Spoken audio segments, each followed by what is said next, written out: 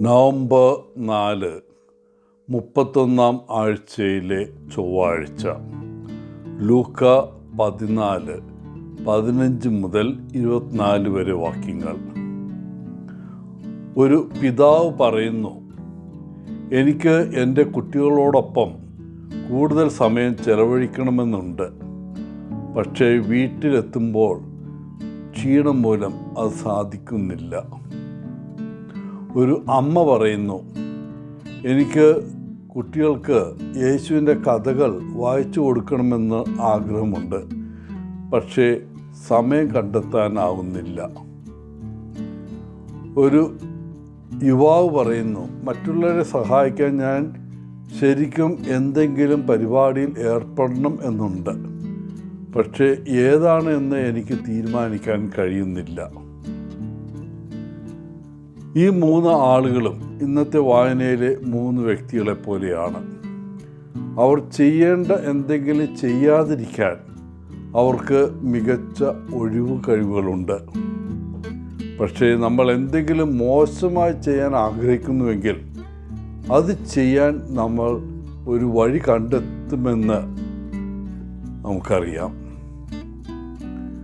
ദൈവം എല്ലാവരെയും തൻ്റെ സ്വർഗരാജ്യത്തിൽ പ്രവേശിക്കാൻ ക്ഷണിക്കുന്നതിനെക്കുറിച്ചുള്ള ആഴമേറിയ ആത്മീയ സത്യം ചിത്രീകരിക്കാൻ യേശു ഇന്ന് ഒരു മഹാവിരുന്നിൻ്റെ ഉപമ ഉപയോഗിക്കുന്നു. ഉപമയിലെ ആതിഥേയൻ ദൈവത്തിൻ്റെ പ്രതീകമാണ്. അവൻ തൻ്റെ രാജ്യത്തിൽ പങ്കുചേരാൻ എല്ലാവർക്കും ക്ഷണം നൽകുന്നു. എന്നാൽ പലരും ഈ ക്ഷണം നിരസിക്കാൻ തീരുമാനിക്കുന്നത് വിവിധ കാരണങ്ങളാൽ ആണ്.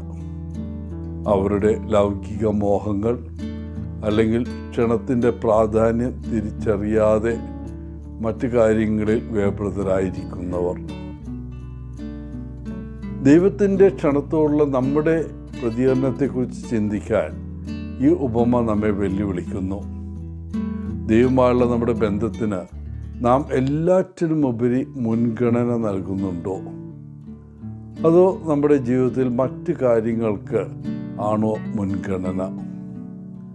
ദൈവത്തിൻ്റെ ക്ഷണം ലഭിച്ചിട്ടുണ്ടെങ്കിലും അത് നിരസിക്കാൻ തീരുമാനിച്ച മറ്റുള്ളവരോട് നാം എങ്ങനെ പെരുമാറുന്നുവെന്ന് പരിഗണിക്കാനും ഈ ഉപമ നമ്മെ പ്രേരിപ്പിക്കുന്നു.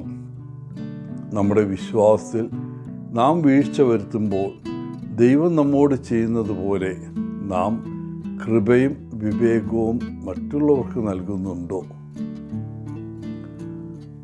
ഈ ഉപമ ആത്യന്തികമായി ദൈവത്തിൻ്റെ സമൃദ്ധമായ സ്നേഹത്തിൻ്റെയും കൃപയുടെയും ഓർമ്മപ്പെടുത്തലാണ്.